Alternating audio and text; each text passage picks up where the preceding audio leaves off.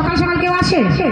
বাল্যকালে আসে, যৌবনে আসে, আসে যখন বিকেল, আর এইগুলো না সেইগুলো না, এইদিকেও লাঠি আর এই দিকেও লাঠি, তখন দেখে উপায় নাই প্রভু, তুমি ছাড়া আর উপায়। সকাল সকাল যদি কেউ আসে তাহলে তার জীবনটা সার্থক। তাহলে কারো লাঠি খেতে হয়, কারো কথা শুনতে হয় না, সকাল সকাল ভজন করতে চলে যায়। বাল্যকালে যদি হরি ভজন করে, তার ছেলে মেয়ে আত্মীয় স্বজন বন্ধু বান্ধব কারো ভরসাও করতে হয় না, কারো লাঠিও খেতে হয় না, প্রভু তাকে হাতে ধরে তার কাছে নিয়ে যেতে। নিতাই গৌর হরি হরি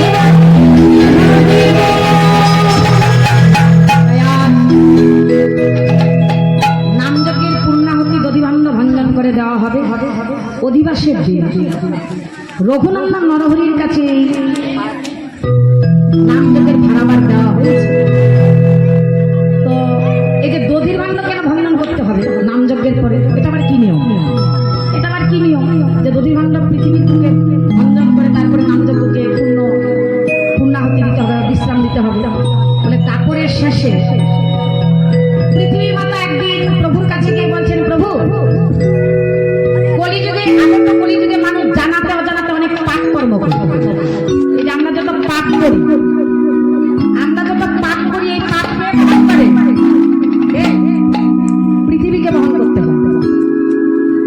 একবার কি হয়, ভাগ্যতে আছে, একবার অঙ্গের পুত্র ব্যানের অত্যাচারে, ব্যান এত নাস্তিক ছিল যে ব্যানের অত্যাচারে পৃথিবী শস্য শূন্য হয়ে যায়।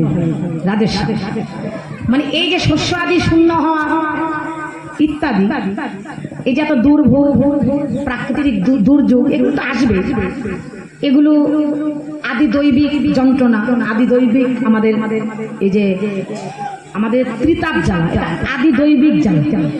দেবতাদের থেকে যে জ্বালা যন্ত্রণা, এই যে ঝড় তুফান আদি ভূমিকম্প আদি আদি দৈবিক এগুলো জ্বালা, এগুলো থাকবে। তার মধ্যে যখন এই পৃথিবীতে যখন ভক্ত ভজন করে, এই ভক্তদের ভজনের দ্বারা পৃথিবীর পাপের ভার লাঘব। আমরা যে হরিনাম করি, যে হরি ভজন করি, যত সৎকর্ম করি, এর দ্বারা পৃথিবীর পাপের ভার হালকা হয়। আর মানুষ যত বেশি পাপ কর্ম করে, এর দ্বারা পৃথিবীর পাপে পরিপূর্ণ হয়ে যায়। পাপে যখন পৃথিবী পরিপূর্ণ হয়, তখন শস্য সামগ্রী আদি শূন্য হয়ে পৃথিবী সমস্ত পাপের ভার পৃথিবীকে বহন করতে হবে। আছে এই যে আমরা যত পাপ কর্ম করি, পাপের ভার পৃথিবীকে বহন করতে হবে। একবার পৃথিবী মাতা দাপরের শেষে প্রভুর কাছে গিয়ে বলেন, প্রভু আগত কলিযুগে মানুষ জানাতে অজানাতে অনেক পাপ কর্ম করে, এই পাপের ভার তো আমাকে বহন করতে হবে, এই পাপ থেকে আমি কি করে মুক্তি পাবো? রাধেশ্যাম শুনুন, মন দিয়ে শুনুন। আমরা সকাল থেকে ঘুম থেকে মাটিতে পা রাখার থেকে একেবারে বিছানায় যাওয়া পর্যন্ত, রাত্রে বিছানায় যাওয়া পর্যন্ত জানাতে অজানাতে কত পাপ কর্ম করি। জেনে তো করি, অজানাতেও করি না, অজানাতেও করি, জেনেও করি কি? এই পাপ থেকে মুক্তি হওয়ার জন্য একটা উপায় আছে।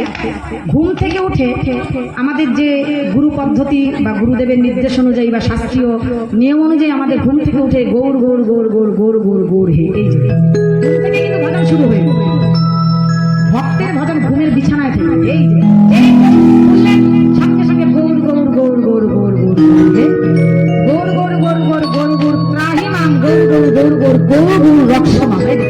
প্রভুর কাছে ছেড়ে দিল, প্রভু তুমি আমাকে রক্ষা করো, তুমি আমাকে পরিত্রাণ দিও। কৃষ্ণ কৃষ্ণ কৃষ্ণ কৃষ্ণ কৃষ্ণ কৃষ্ণ কৃষ্ণ হে, কৃষ্ণ কৃষ্ণ কৃষ্ণ কৃষ্ণ কৃষ্ণ কৃষ্ণ পাহিমাম, কৃষ্ণ কৃষ্ণ কৃষ্ণ কৃষ্ণ কৃষ্ণ রক্ষমাম। তারপর রাজার নিয়ম বিছানায় থেকে, তারপর গুরু বন্দনা করতে হবে, বৈষ্ণব বন্দনা করে বৃন্দাবনবাসী তো বৈষ্ণবের গণ প্রথমে বন্দনা করি সবার চরণ। এই যে বৈষ্ণব বন্দনা, এটা বিছানা করতে গাইতে কি হবে? বলছে প্রতিদিন প্রভাতে যে করে বৈষ্ণব বন্দনা, কোনো কালে নাহি পায় কোনোই যাতে। এই বৈষ্ণব বন্দনা গাইতে হবে, স্নান করার পর আবার গাইতে হয়, এটা বিছানায় থেকে। তারপরে এই যে পৃথিবী মাতা যে আমার পাপের ভার বহন করবে, এর জন্য পৃথিবীতে পা রাখার আগে, একটা মন্ত্র বলে পৃথিবীকে প্রণাম করতে হয়। সমুদ্রে মেখলে দেবী, পর্বত স্তন মণ্ডলে বিষ্ণু পত্নী নমস্তুভ্যং, পাদস্পর্শং ধমস্যং। হে মা, সকাল হতে না হতে তোমার বুকে কত পাপ অপরাধ করবে, সব অপরাধ থেকে যেন আমাকে তুমি ক্ষমা করে দিবে। আসো এই বলে তারপরে মা ভব মা ভব মা ভব বলে পৃথিবীর উপর পা রাখতে হবে। এর দ্বারা পৃথিবী মাতার কিছু পাপের ভার হালকা হয়। পৃথিবীতে পা রাখার আগে, বিছানা থেকে পা রাখার আগে এই সমুদ্র মেখলে দিকে এই মন্ত্র বলে পৃথিবীকে প্রণাম করে তারপর পা রাখতে হবে। তখন প্রভু প্রতিশ্রুতি দিলেন, হে ধরিত্রী মাতা, আমি তোমাকে প্রতিশ্রুতি দিলাম, আগত কলিযুগে আমি গৌর অবতার নেব, গৌর অবতার নিয়ে হরিনাম যজ্ঞের বিধান করব, কলির জীব উদ্ধারের জন্য হরিনাম যজ্ঞের বিধান করব। সেই হরিনাম যজ্ঞে সংকল্প করে রাখা হবে নদীর ভাণ্ড। সেই নদীর ভাণ্ডে থাকবে আমার 3.5 রতি প্রেমের অর্ধরতি প্রেম।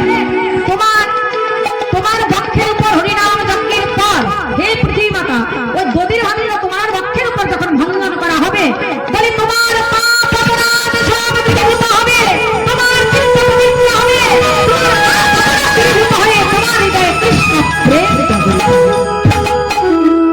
এই পৃথিবী মাতার পাপের ভার লাঘব করার জন্য এই পৃথিবী মাতার উপর, ধরিত্রী মাতার বক্ষের উপর নদীর ভাণ্ড ভঙ্গন করে নাম যজ্ঞকে বিশ্রাম দিতে হবে। আমরা দেরি করছি না, সত্যি অনেক বেলা হয়ে গেছে। তো কে নদীর ভাণ্ড কে ভাঙবে? তাই প্রভু আজ কান্না করছে। কেন? বলে নদীর ভাণ্ড